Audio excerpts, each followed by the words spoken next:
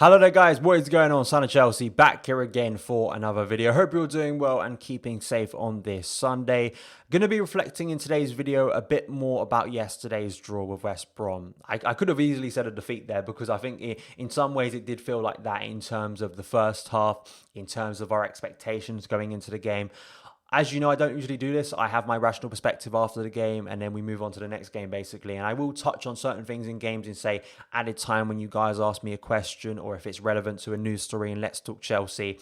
But I just think based on yesterday, I had more things to say based on the game yesterday. I think wider problems with Chelsea at the moment and sort of my feelings on the game that I wanted to elaborate a bit more on in today's video. If you do enjoy this type of video and want to see sort of a extra review type video where we're going in depth a little bit more on things I don't touch on in my rational perspective, please let me know in the comments below. Also hit that subscribe button. We are nearly at 15k, another amazing landmark for the channel. Thank you guys so much for your continued support on the videos. Also hit the like button if you're enjoying the content because it helps out the videos as well.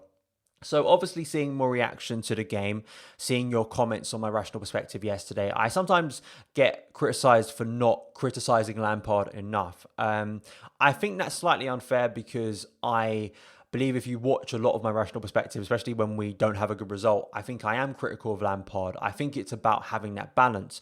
And it's about being honest with you guys. Lampard is, not only my favourite player, I think in terms of inspiration with my life, and I think a lot of people who've supported Chelsea is a massive part of that. A massive part of me being a football supporter, me loving football was because of Frank Lampard being a Chelsea player. So of course I'm always going to have that bias towards him. I think it's relevant to me when we're going to get Lampard as manager. I made videos about this at the time, just before he was appointed as manager, the concern over a guy who didn't have a lot of experience as a coach and what was that going to bring to Chelsea, that naivety tactically, not having a coherent vision or a very much defined vision. He's learning that as he goes. You're going to have risk with that, appointing a manager, and I think I pointed that out at the time. So I think it's about having that perspective and looking at the wider picture of things.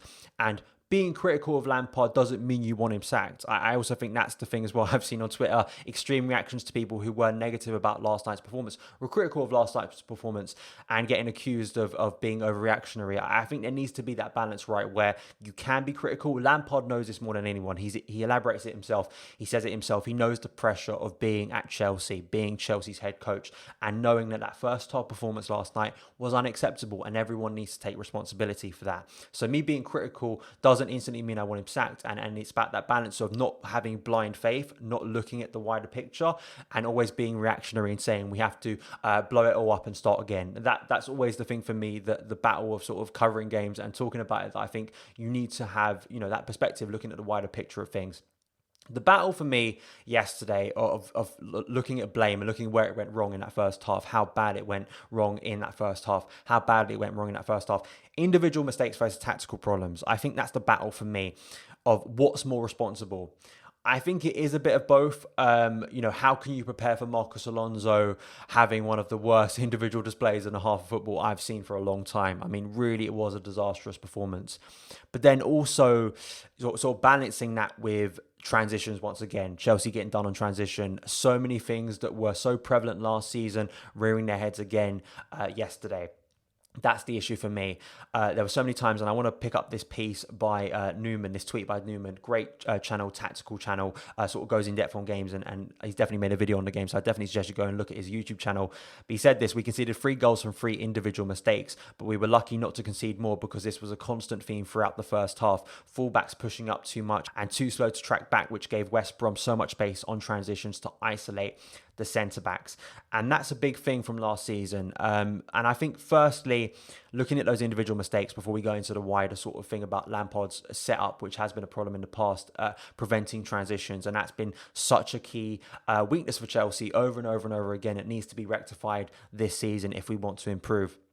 So, of course, you've got Marcos Alonso heading the ball to a West Brom player early on in the game. That really exposes us at the back. We get that first goal against us. The second goal is Thiago Silva letting the ball run under his foot. Callum Robinson scoring the second goal.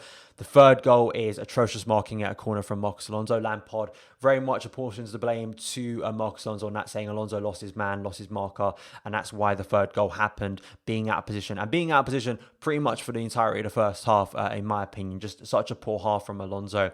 But then you also have to balance that with, yes, those are individual mistakes, which you don't expect top-level footballers to be making.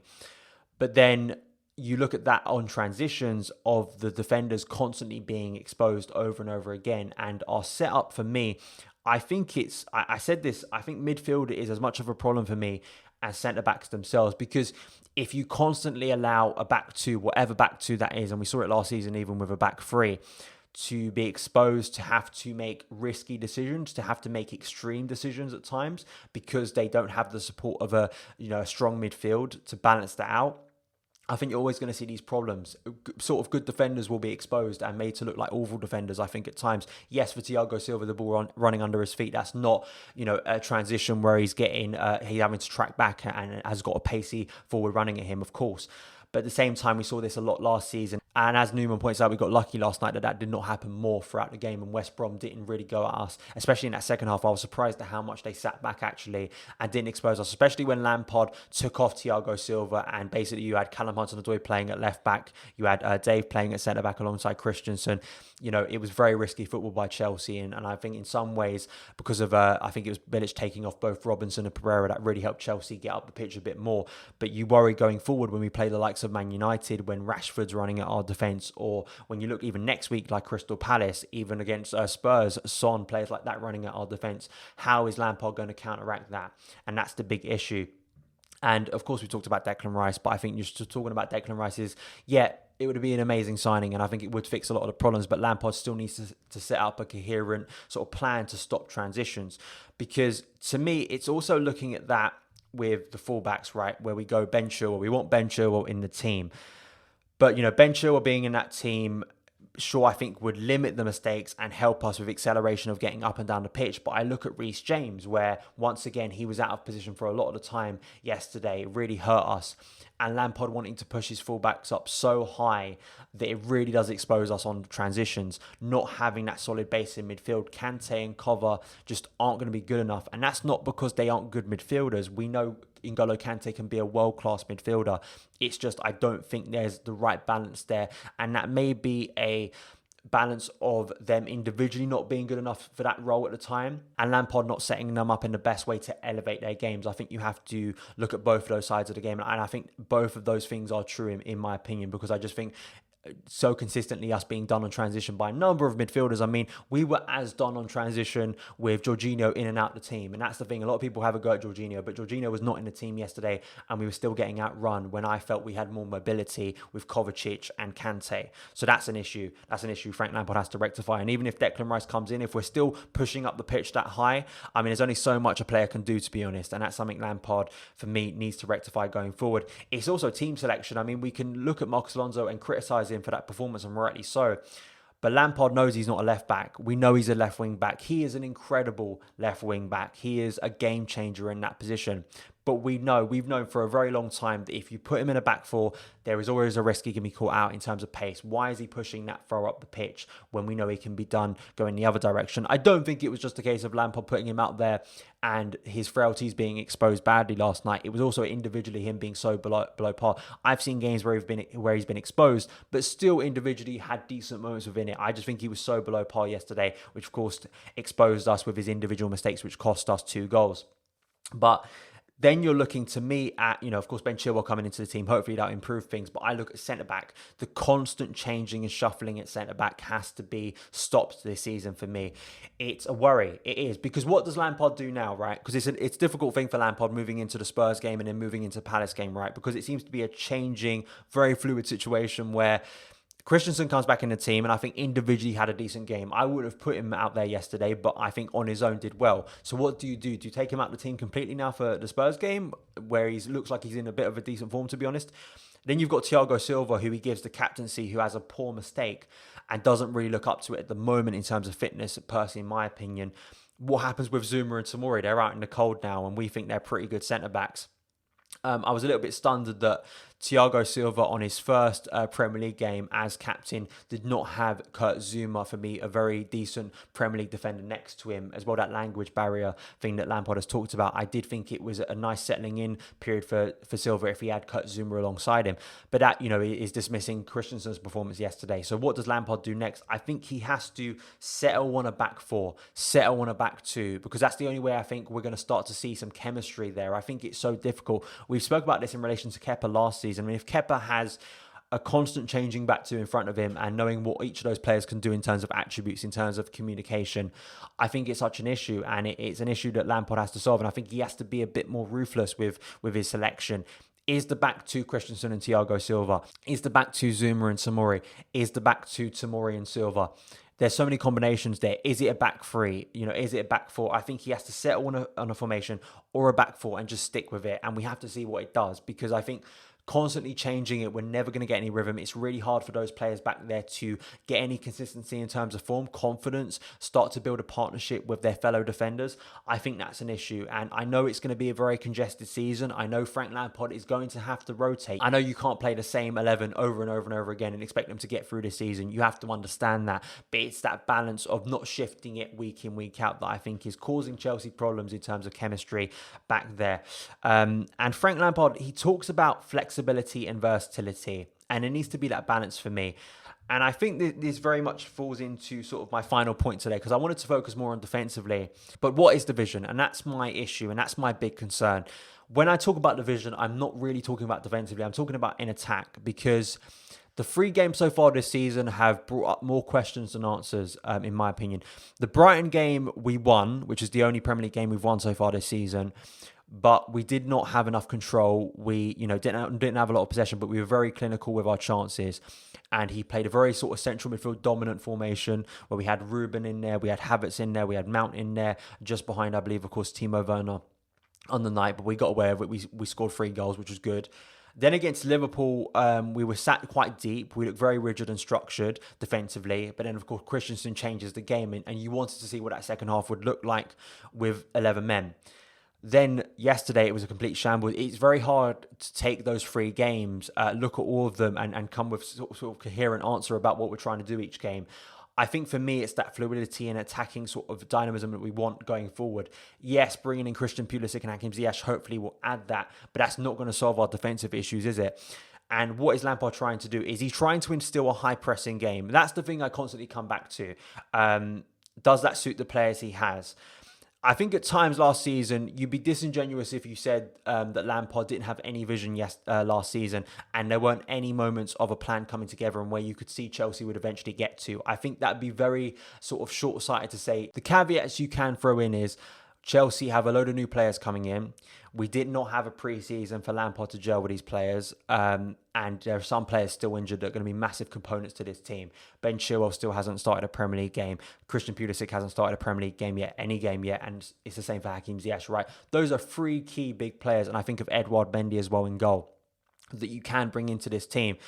Obviously, that does not mean that the first half performance yesterday was acceptable, and you can excuse that first half performance by, well, we didn't have a pre-season. Simply not good enough, So I want to make that very clear. So I'm not saying that using those excuses means that being 3-0 down to West Brom at half-time is good enough. Of course it's not.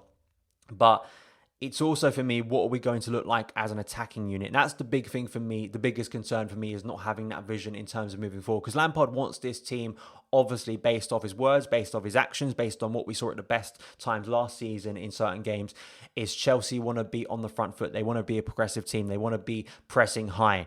The issue with that is, does Lampard have sort of the nous already as a coach to instill that? Also, does that suit our squad in the best way? And that's my concern in terms of, can Lampard balance his attacking intent with adding that defensive solidity, not being done so easily on transition? Some of those things can be rectified with, say, a Declan Rice coming in, right? But even Declan Rice coming in, I think Lampard still needs to have a coherent plan. And if he's changing the formation week in, week out, right, and we see in games like last night where it was desperate time calling for desperate measures, where he's making almost subs to, I think we had about 3 formations last night. I mean, some people were claiming that sometimes we were playing a 3-back system. I'm not entirely sure, to be honest. Of course, we started with a 4-2-3-1. I think it's about sticking with formation, sticking with a back 4, really committing to that. If we want to be a high-pressing team, then I think there are certain players that shouldn't be playing in certain positions. I don't think that Marcus Alonso should be playing at left-back, because that's going to expose him week in, week out. It is. We just know it will. That's going to expose his greatest weaknesses. As well, what is that midfield going to look like? How can Lampard balance it all out? What are we looking at set pieces? I know that was an individual mistake by Marcus Alonso, but I just felt we were so static at that set piece as well. I think individually and also collectively at that set piece, it was so poor. Those are my opinions on the game. And I think Lampard, for me, it's the vision of attacking, getting that fluidity in attack, because we've got so many exciting attacking players. That's why there's so much optimism this season, right? And I think we saw glimpses of it yesterday. I think Callum Hudson-Odoi, that second goal was a moment of, collectively and individually, a brilliant moment of attacking play. I think him linking up with Kai Havertz. There have been talks about Mason Mount, playing out wide, but also why doesn't he play in central midfield? Because he did move to a more central midfield role in the second half yesterday. That's where he got his goal, and that's where he looks more threatening. I think Frank has been a bit more pragmatic with Mason in terms of not having Ziyech or Pulisic there as natural wingers. But with Callum's performance last night, I mean, he's really put himself right at the front of the queue in terms of playing the next time, because he got us a goal. He did. So that's the confusing thing once again for Lampard of, bringing in players, taking out players. What is the balance within this team? What is the best starting 11? I understand, and I am patient to wait to see that come to fruition. But I think there are concerns we have to look at. There are things we have to think about in terms of defensively. Constantly being done by the same sort of goal with different personnel in the team is an absolutely massive concern. And we know the pressure of being Chelsea manager, and you can't have performances like that too often as a Chelsea coach as well. But it's also balancing that with wider issues and individual mistakes. I hope my ramble wasn't too incoherent, and I hope you guys got something out of this. Please let me know your opinions on the current situation and everything I discussed in the comments below. Thank you guys so much for taking the time to watch this video. If you did enjoy, hit that subscribe button and the notification bell so you never miss an upload. Follow me on Twitter @SonOfChelsea, and I'll see you again.